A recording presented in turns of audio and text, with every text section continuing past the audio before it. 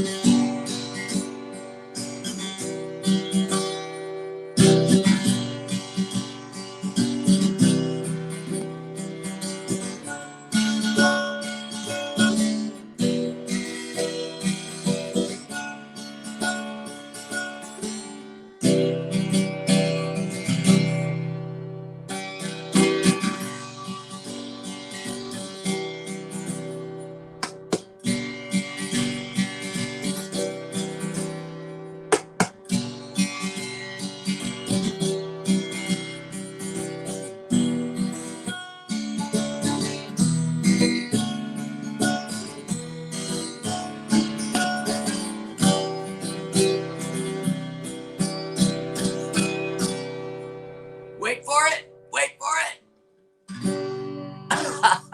We always want resolution, don't we? Listen to that. One more, just the last part again.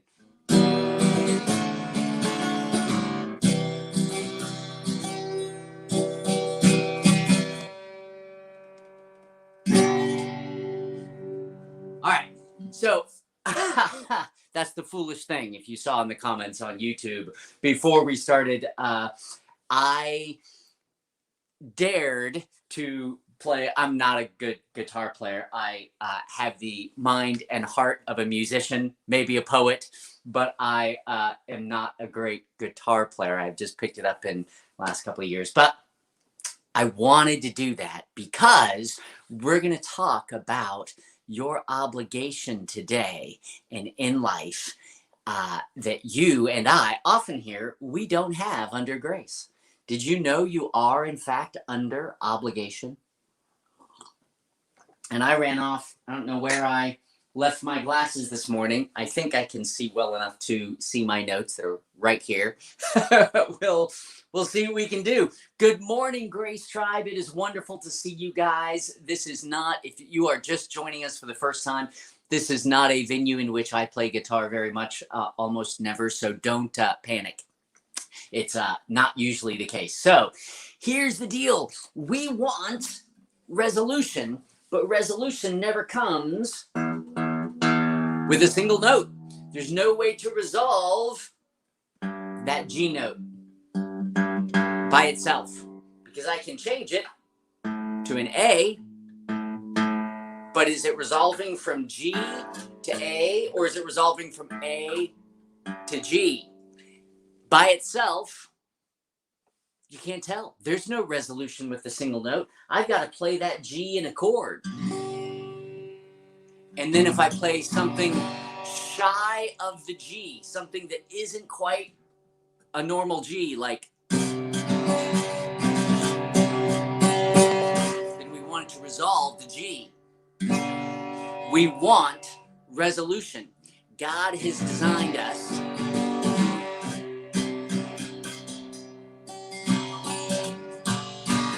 to want resolution. He's designed us for it.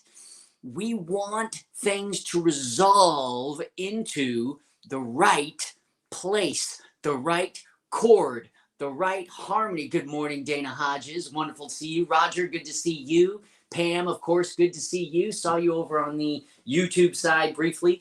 My point is this, that we are not designed to be a single note. We are a single note. You play a part in this life, but you play a part alongside others. So my life cannot find resolution by itself. It needs others that are not like me. And when there's discord, something has to move and provide resolution. What do you think grace affords you?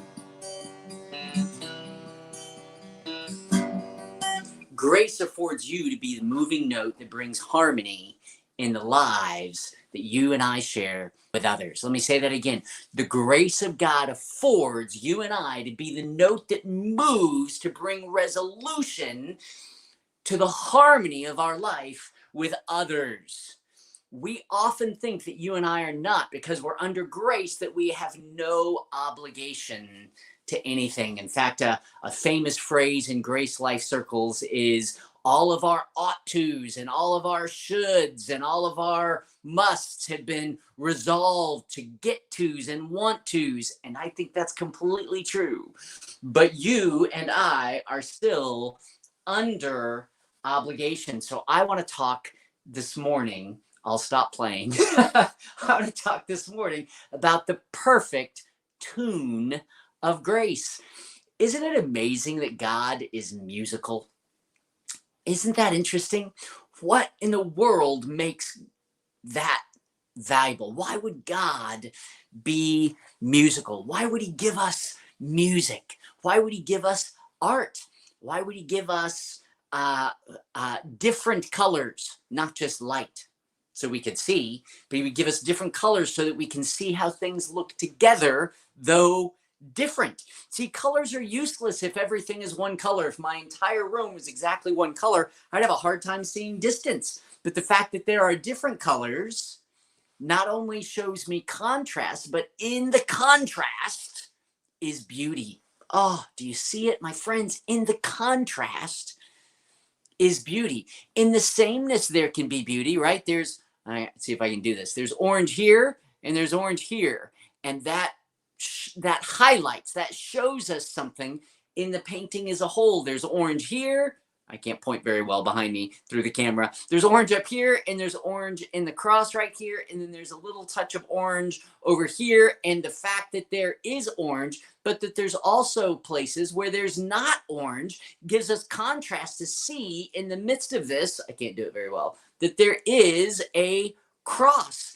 If there was no contrast, you couldn't see the cross. There's all kinds of profound epiphanies happening today. He has made us a people of contrast. The reason we like the sunset and the sunrise is because there are different colors that show up in a unique way together. The reason we like one song over another is because there's different resolutions to the chord structures and harmonies in those songs. We actually like the contrast. What we don't like is the conflict. The contrast is only in conflict if none of the notes can move. So if I'm playing two notes together that are in conflict, they're actually too close together to distinguish in a way that's pleasing to the ear. But if I resolve them,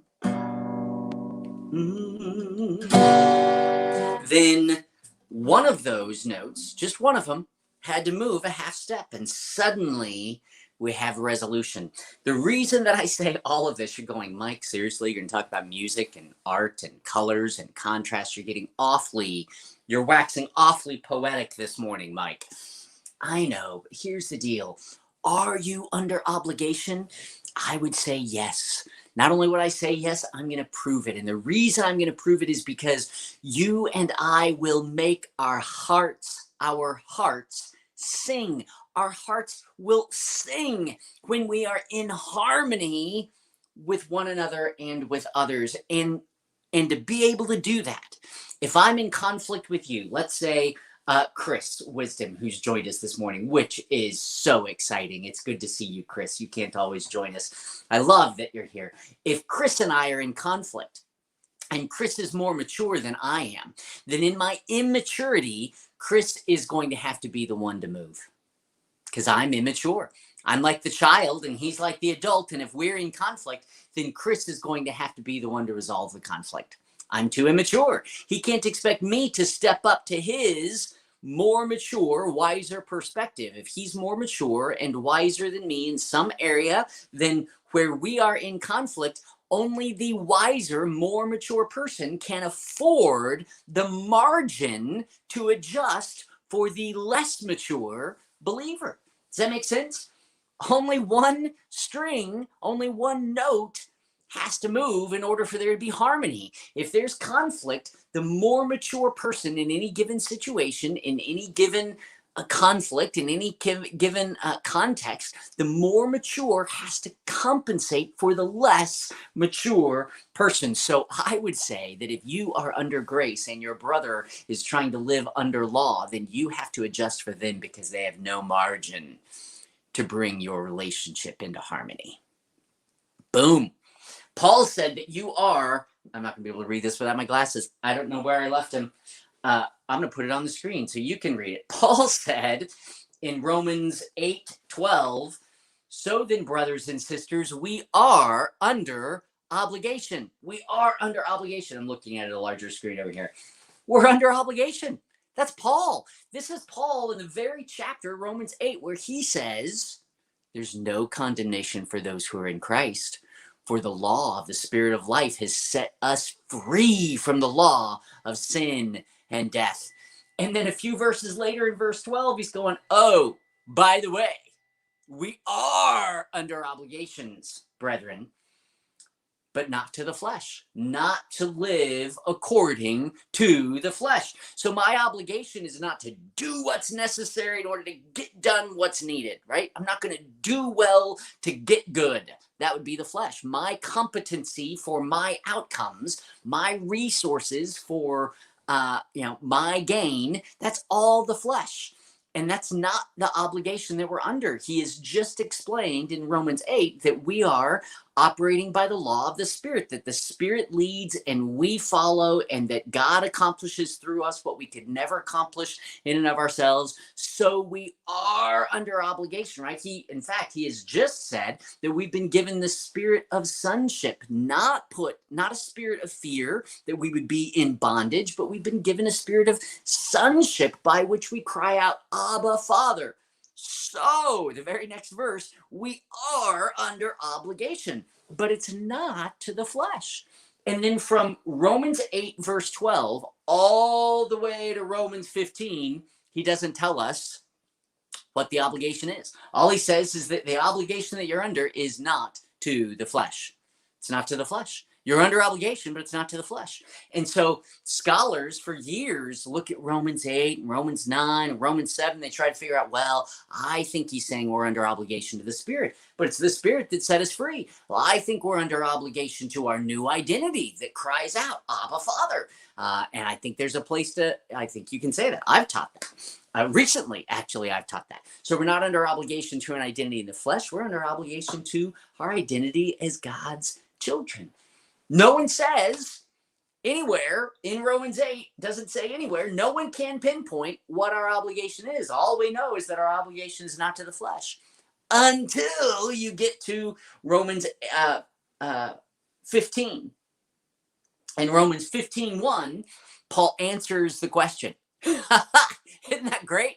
7 chapters later, he says, oh, so we who are strong, right? We who are under grace, we who are being led by the Spirit, we who have grown up out of our own childish fleshiness, we have an obligation to bear with the failings of the weak and not just to please ourselves. 7.5 chapters for him to describe, well, about 7 chapters, to describe our life not under the flesh. He has spent 7 chapters describing this conflict between the flesh and the Spirit, that we're in the Spirit, we're under grace, we're not in the flesh. So we live a life of worship, we live a life available to God so that he can do what only he can do in and through us, all by grace through faith. And he gives examples of that through history, and he talks about how we bear with one another at our expense, just as Christ bared with one another at his expense. Who's more mature, you or Jesus? I'm just going to guess. I don't know all of you who are watching this, but I'm going to guess that Jesus is more mature than me or you or anybody else who's watching this. But Christ is in you. So our maturity in growing up as believers is increasingly letting Christ, who is more mature, live through us, who apart from him are less mature. But as we live more from who he is in us, the gap between his maturity, his wisdom, his life, his power, his overflow is lessened. We get closer and closer to resolution with Christ. Now, you are already perfectly compatible with him. His life is already your life. In fact, you have no life but Christ. If you're a believer, there is no flesh life. That'd be like saying dirt food. There's no life apart from Christ because he is the only life. There's no flesh life because the flesh doesn't produce any life. What do you call flesh life? Death. Flesh doesn't produce life. So if you're trying to live from something besides Christ, then you're living without life, operating without life. You're not really living at all. So I say all of this because in this passage in Romans 15:1, it says we are under obligation. And I know you don't like being put under obligation, but I'm telling you, you are Christ's conduit of life. And so if you are going to live increasingly from his life within you, as you learn to trust him more over time, then this is what your life is going to increasingly look like. Not you living for God to get what you need from your circumstances, or you living from the flesh to cause your circumstances to be what you need, but increasingly living from Christ within you as he lives through you for what he wants to do for others. So our obligation, friends, is to be the moving note, to bring into resolution harmony with one another.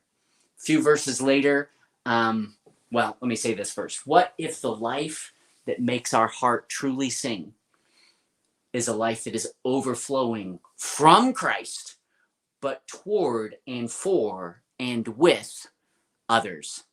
What if our most resonant life, right, that resonates with the fullness of the harmony of our life in Christ with others, what if that life is the one that overflows increasingly, that we become, back in my music days, we called it being an ensemble player.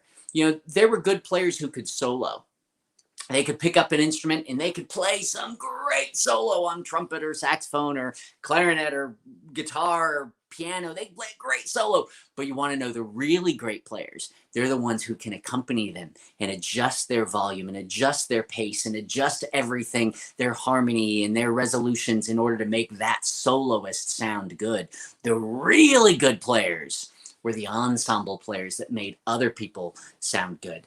It's kind of like in basketball. Magic Johnson was one of the greatest basketball players in all time because he caused more people around him to set more records than almost any other basketball player in history. He made other people look really good. That takes a good basketball player, but it also takes a selfless musician, a selfless basketball player, a selfless Christ walking, grace believing, faith dependent believer. My friend, the less mature, the one who doesn't know who they are in Christ, the one who needs something from every conversation and circumstance, that person cannot afford to be the moving note that brings you into harmony. You have to compensate for them.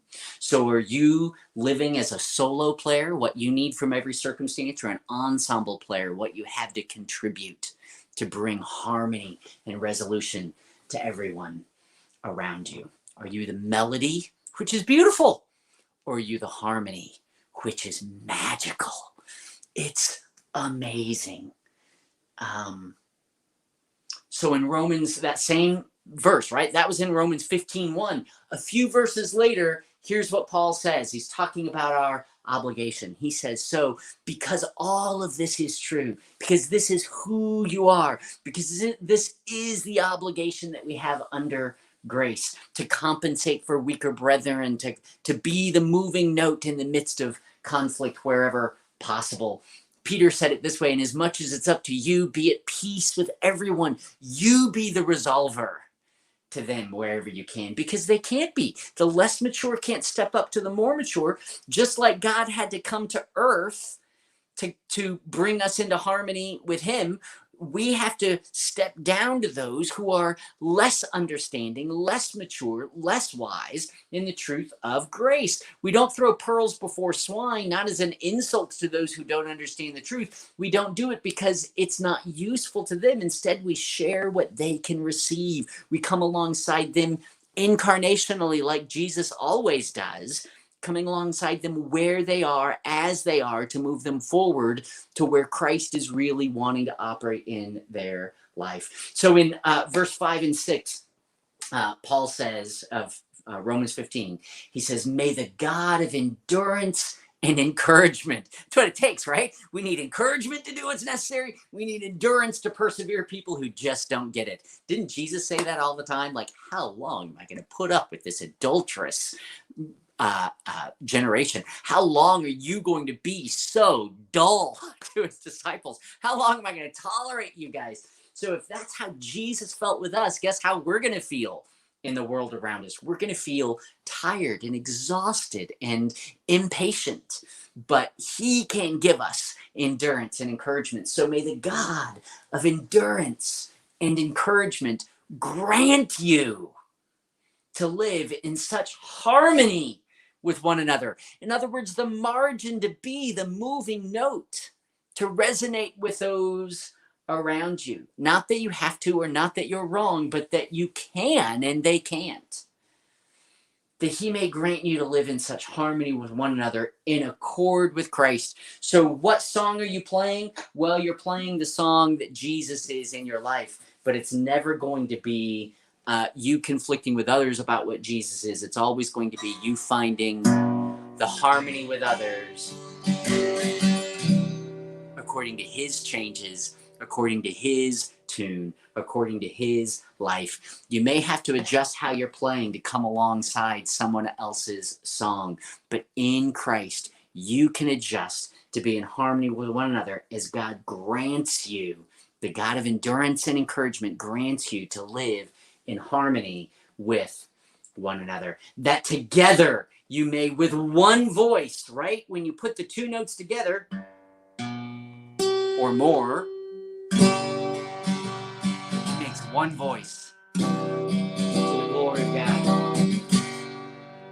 And only you can resolve the conflict. That doesn't mean that you become wrong, but isn't that what Jesus did? He became wrong for us that he might, coming alongside us as us, make us right with the Father. Isn't that 2 Corinthians 5:21, that he who knew no sin became sin? He who was never wrong became wrong. He who did not need to be cleaned became the only one who didn't have clean feet at the table, having washed everyone else's feet. The one who is not needing to change is the only one who can change, in order that those of us who need to change can be changed by him.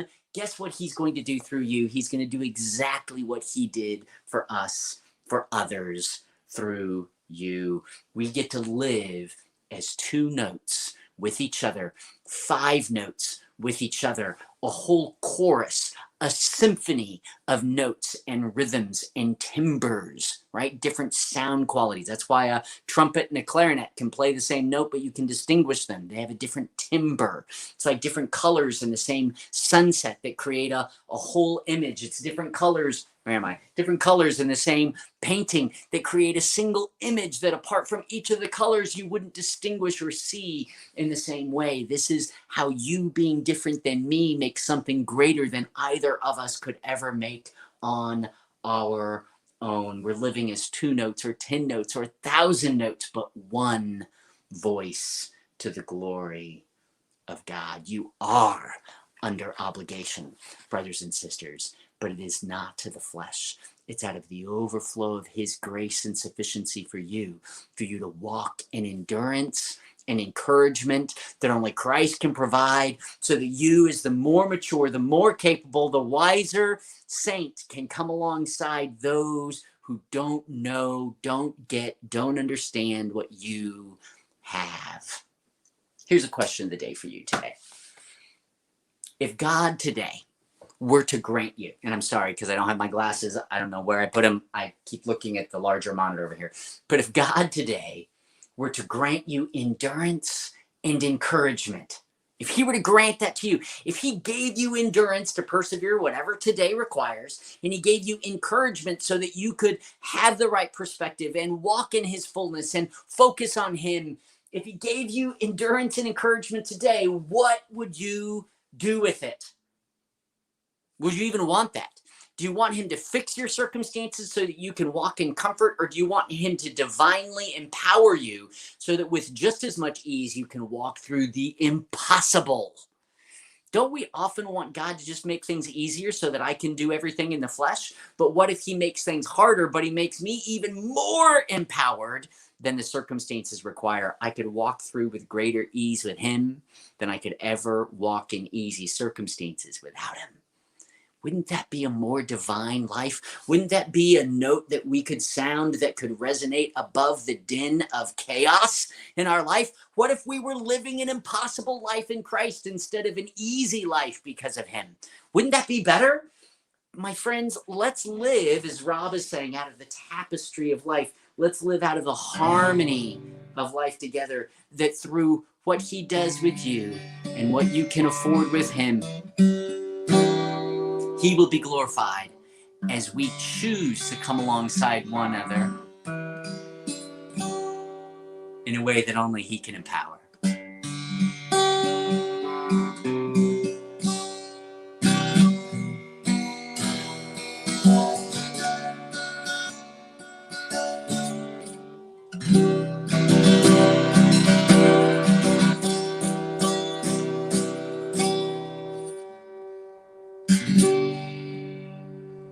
Have an awesome day knowing him more, growing in his grace, and going and loving others like crazy, my friends, because that is actually who you are and what you're made for today. I can't wait to share with you again tomorrow. We're going to go back to Mark, I think, tomorrow and look at a passage that's often has something missed in it. So I hope that you'll join us for that. I hope you're encouraged today. And I hope you know, my friends, you are not alone today with him and with us, because he loves you and so do I. Have an awesome day.